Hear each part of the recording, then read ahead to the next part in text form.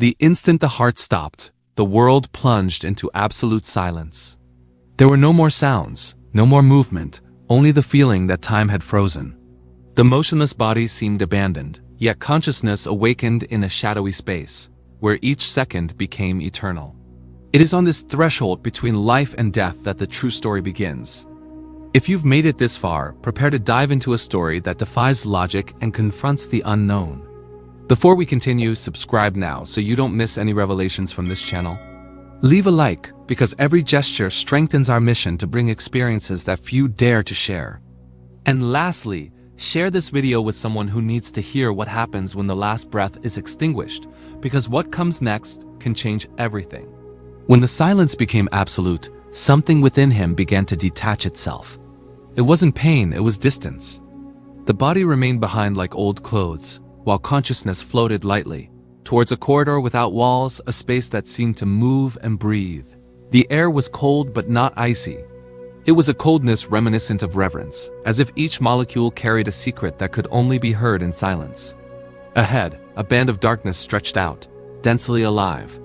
This was no ordinary night. It was a presence at the first step, or what seemed like a step. The darkness responded with a discreet tremor, as if testing its courage. He followed, guided by a faceless force, and realized that time had lost its form. For minutes seemed like hours and hours, a single suspended instant. Along the way, shadows appeared. They weren't people. They were memories, fragments of choices and actions flashing like silent lightning. They didn't accuse him. They only observed. Each flash carried a scent of past events, a distant childhood, a sincere sermon, an unresolved mistake, all hovering like ashes in an invisible current. The tunnel, if it could be called a tunnel, emitted a low sound, almost a song. As it progressed, the song became clearer, a kind of vibration that pierced the heart, even without a heart. It was then that he felt a calling, not a name, but a summons. The journey demanded surrender. Resistance was possible but futile, for some authority drew him in with tenderness and firmness, like someone opening a door and waiting for you to enter of your own free will. The darkness began to recede, not as one who loses, but as one who reveals. On the horizon, a timid yet intense glimmer emerged, like the first star in a winter's dawn. Each step towards the light illuminated a truth, and with it came a good fear, a tremor that poses no threat.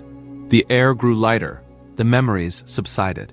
The singing changed, now sounding like a distant yet familiar chorus, as if the sky were murmuring a word he once knew but had forgotten. The light grew brighter, not blinding, but inviting, and he realized he was not alone. There were unseen, yet felt, presences watching over the path. A different kind of peace crept in, not the peace that lulls to sleep, but the peace that awakens. And in that awakening, a question cut through the space. Are you ready? No sound came, but the question existed like a cold fire burning without destroying. As he crossed the threshold, the cold dissolved into vibrant warmth, and the light enveloped him completely, as if it knew his stories, his fears, and his deepest desires. And then, from behind the glow, a figure stepped forward. It wasn't just any vision, it was someone. The chorus fell silent. Time stopped again, and the journey that had begun in darkness brought him to the encounter that would change everything. When the figure emerged from the glow, it was neither a ghost nor a distant dream. It was an absolute and gentle presence, so real that even silence seemed to kneel. The surrounding brilliance did not conceal, it revealed. His face radiated peace, and his deep eyes knew everything without needing to ask. There were marks on his hands, signs that betrayed not pain, but victory. He understood even before hearing. He was standing before Jesus.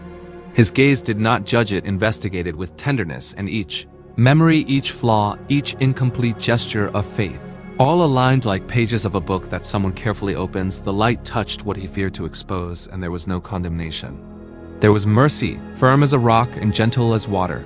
The closeness was not invasive, it was an invitation. And with the invitation came a certainty. What we call life is only the shadow of a greater meaning. When Jesus spoke, it wasn't sound that entered the ear, it was truth that pierced the soul.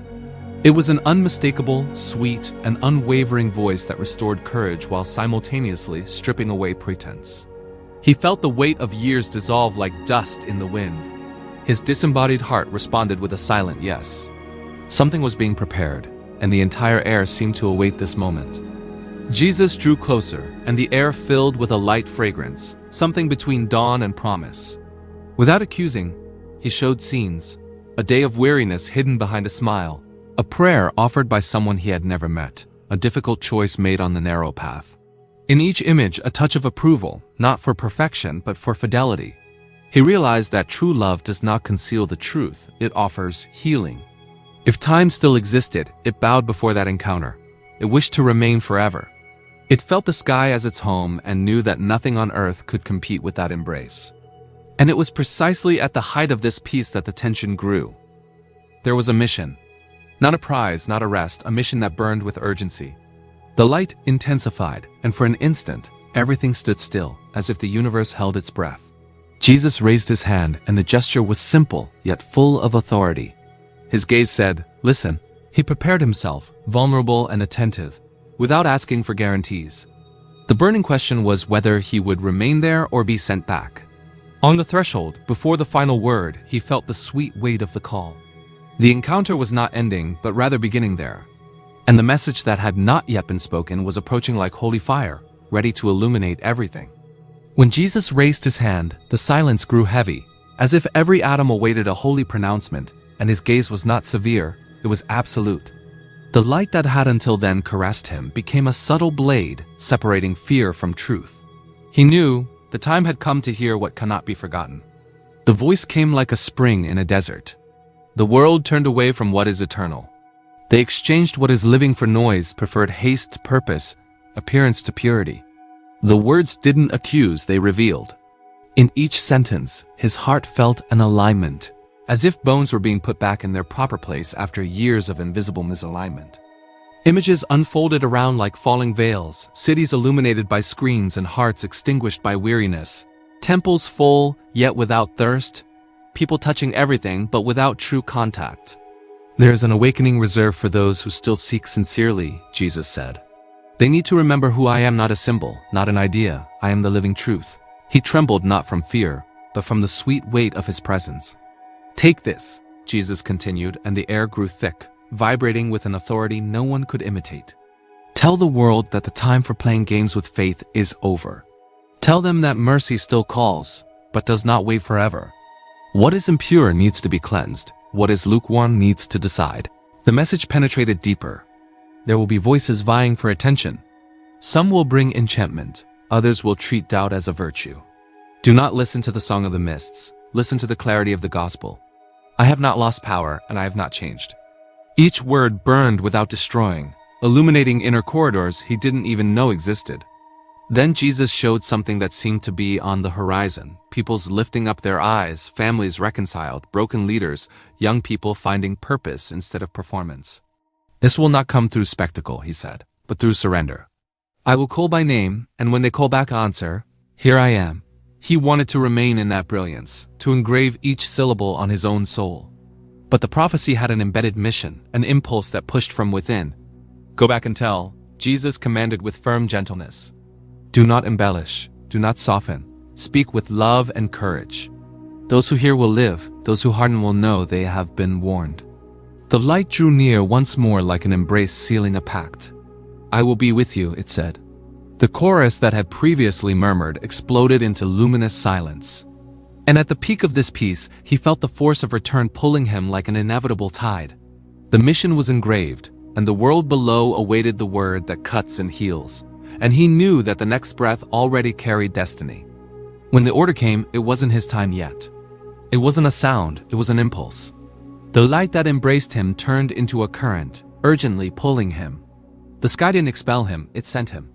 The peace that seemed eternal transformed into a mission etched into his soul. He tried to stay, for there was a deep desire to remain in the place where everything made sense. But a stronger will led him back, as if an invisible hand were placing his heart back on the road. The tunnel reappeared, but now it wasn't cold, it was narrow.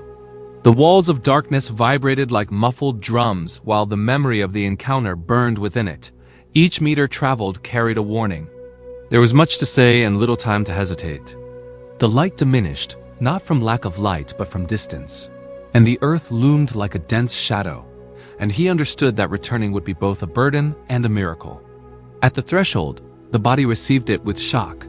It was a sudden fall, air in the lungs like a blade, and the heart awakening in jolts, the blood resuming its irregular dance. Sounds erupted, voices, footsteps, machines like a storm trying to stifle the sacred. Human touch was urgent, and for a second, the physical world seemed too harsh for someone who had tasted the ineffable. The first blink was painful, and the first clear thought, I have something to say. The presence that sent him did not disappear. It remained like a gentle fire in the center of his chest.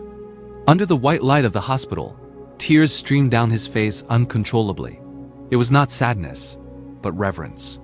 He understood the cost of returning. He would no longer have the comfort of neutrality.